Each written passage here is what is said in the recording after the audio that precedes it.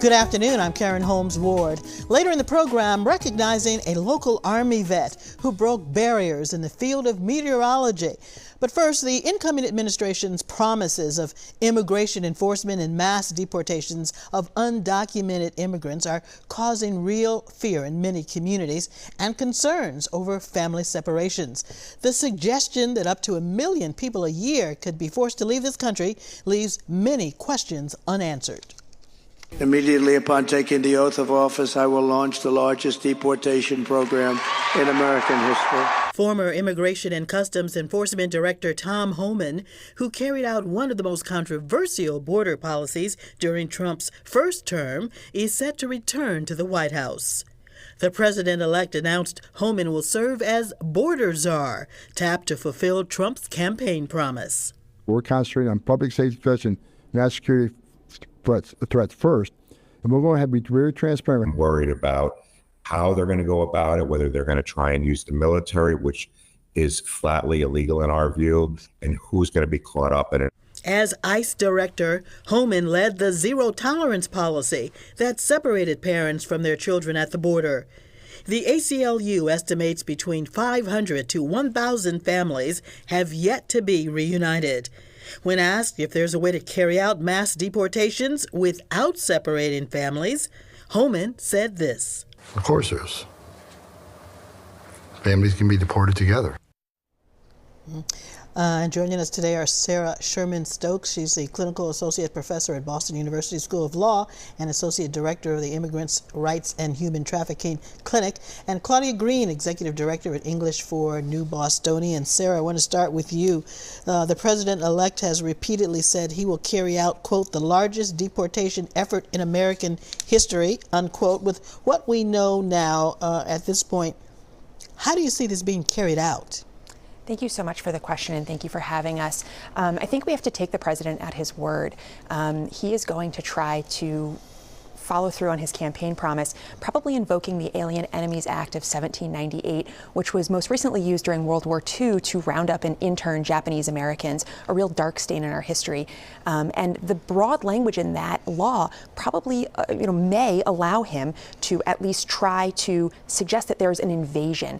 The law says that a presidentially identified invasion or predatory incursion can be the basis for rounding up non-citizens in times like these. I think that is illegal, but it doesn't mean he won't try it. Now, the president-elect has said he would deport undocumented people to their country of origin. Is that even possible based on some of the bad relations that the United States has with some of these countries?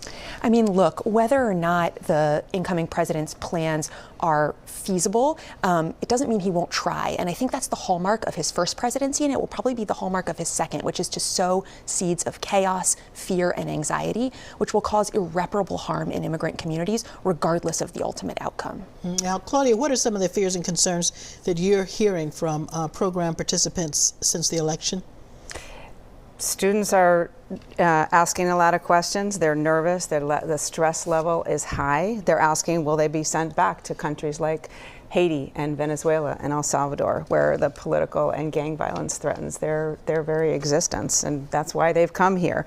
The day after Election Day, we shared a message to our broader community, acknowledging that fear and the anger that people, and the worry that people have among our staff, among their families, among students, and what people are really feeling right now. And someone emailed us back and said, one of the program directors of a community-based DSL program emailed us back, and she said, thank you for those comforting words. Myself personally, I needed a word of encouragement to stand and support the others, and I need the strength to reassure those most vulnerable people that we serve.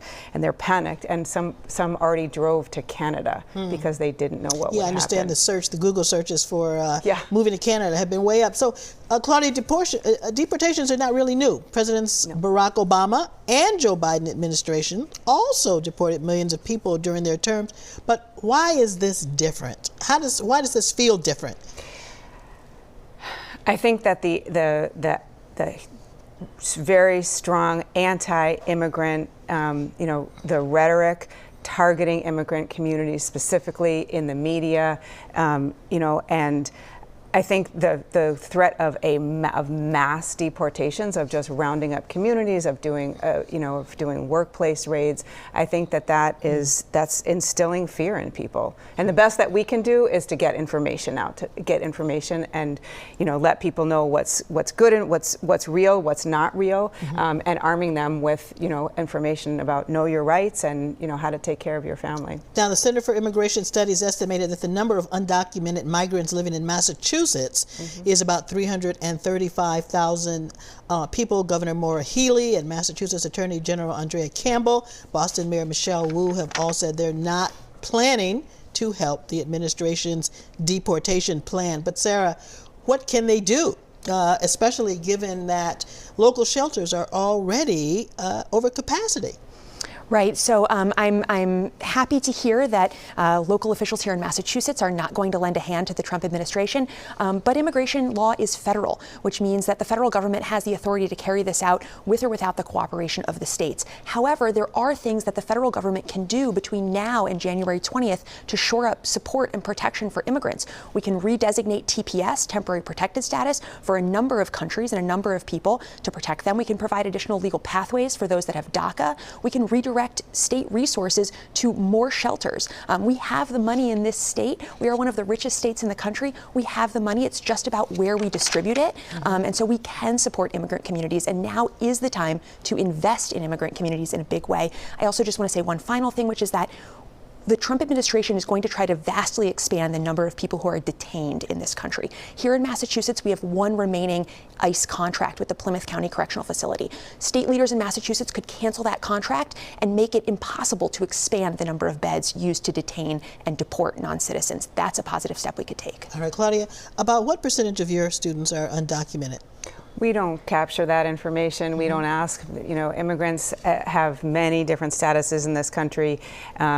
People live in, are part of mixed status families. Everyone is somewhere on their journey to becoming part of the United States, and immigration status is not a ticket into ESL classes. We talked about situations in other countries and why people left those places in the first place. The situation in Haiti has worsened. Gang violence, extortion, kidnappings continue across the country and at unprecedented levels. Of course, we know in Port-au-Prince, causing the displacement of even more than 500,000 Haitians from their homes just since March. Sarah, Haitians have temporary protective status, but Trump, as we said, has promised in that. What would that mean for that population? Right, so temporary protected status is a designation that provides temporary relief to people whose countries are undergoing famine, war, or other kinds of harms. And the government between now and January 20th could ensure greater protections for Haitians, redesignating temporary protected status to make sure there's some bulwark in place to protect them. We can also funnel more resources I was just last week at a Haiti TPS clinic helping Haitian families get on the pathway to lawful status. The Biden administration could direct USCIS to expedite those applications so that they can be adjudicated before January 20th. All right, and Claudia, what are your plans as an organization to prepare to meet your students' needs over the next 4 years? Yeah, we've been here before. And ESL classes are, adult ESL classes are always a place of community and information and hope, and that is what we will continue doing. We will partner with city and state and legal and advocacy organizations to make sure that people have the information that they need. We will continue to provide, safe spaces for people and to make sure that to bring that stress level down and allow people to focus on learning and education and moving their families forward. That's what we've done and that's what we'll always do. Thank you both for joining us.